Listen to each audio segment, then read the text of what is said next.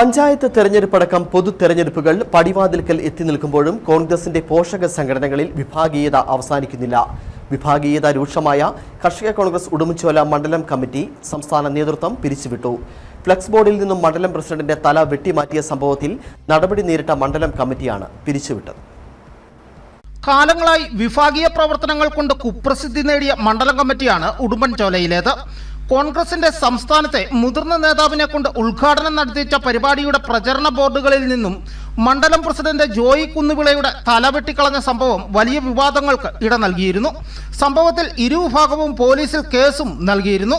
ഇതിനെ തുടർന്ന് വ്യാപകമായ വിഭാഗീയ പ്രവർത്തനങ്ങളാണ് കഴിഞ്ഞ നാളുകളിൽ നടന്നിരുന്നത്. സംഭവത്തിൽ ഉചിതമായ തീരുമാനം കൈക്കൊള്ളുവാൻ സംസ്ഥാന നേതൃത്വത്തിനോട് മണ്ഡലം നേതൃത്വം ആവശ്യപ്പെട്ടിരുന്നു. എന്നാൽ യാതൊരുവിധ നടപടിയും വിഷയത്തിൽ കൈക്കൊണ്ടില്ല എന്നാണ് മണ്ഡലം നേതാക്കളുടെ വിശദീകരണം.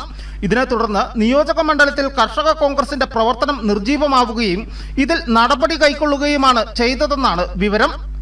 സംസ്ഥാന കമ്മിറ്റി നിർദ്ദേശിച്ച കൃഷിഭവൻ മാർച്ചും അതിനു മുൻപ് ആഹ്വാനം ചെയ്ത പരിപാടികളും സജീവമായി നടത്താത്തതിനാലാണ് കമ്മിറ്റി പിരിച്ചുവിടുന്നത് എന്നാണ് സംസ്ഥാന നേതൃത്വത്തിന്റെ വിശദീകരണം. കർഷക കോൺഗ്രസ് സംസ്ഥാന പ്രസിഡന്റ് മജൂഷ് മാ കമ്മിറ്റി പിരിച്ചുവിട്ടുകൊണ്ടുള്ള സർക്കുലർ പുറത്തിറക്കിയിട്ടുള്ളത്. സംസ്ഥാനത്താകെ 9 ജില്ലകളിലെ 17 കമ്മിറ്റികളാണ് പിരിച്ചുവിട്ടത്. ഇടുക്കിയിൽ ഉടുമ്പൻചോല മണ്ഡലം കമ്മിറ്റി പൂർണ്ണമായും പിരിച്ചുവിട്ടു. വരും ദിവസങ്ങളിലും ഇത് സംഘടനയിൽ പൊട്ടിത്തെറികൾക്ക് കാരണമാകുമെന്നാണ് സൂചന. News bureau, Udumbanchola.